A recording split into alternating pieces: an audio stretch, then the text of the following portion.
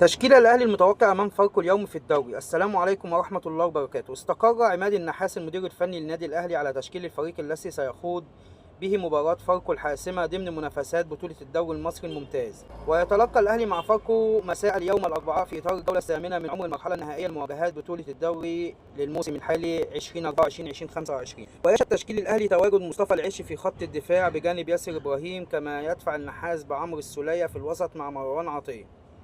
ويقود الهجوم الرباعي إمام عاشور مع أشرف بن شرقي وطاهر محمد طاهر والفلسطيني أسامة أبو علي. أما في حراسة المرمى محمد الشناوي، خط الدفاع محمد هاني، ياسر إبراهيم، مصطفى العش وأحمد نبيل كوكا. خط الوسط مروان عطية وعمرو السولية وإمام عاشور وأشرف بن شرقي وطاهر محمد طاهر. خط الهجوم أسامة أبو علي. وتعد مباراة الأهلي وفاركو حاسمة في لقب الدوري المصري، حيث في حالة تحقيق المارد الأحمر الفوز سيتوج ببطولة الدوري المصري بشكل رسمي. وتشهد بطولة الدوري المصري صراعا شرسا بين ناديي الأهلي وبيراميدز على لقب بطولة الدوري، حيث يتصدر المارد الأحمر الترتيب برصيد 55 نقطة، بينما السماوي يتواجد في المركز الثاني برصيد 53 نقطة.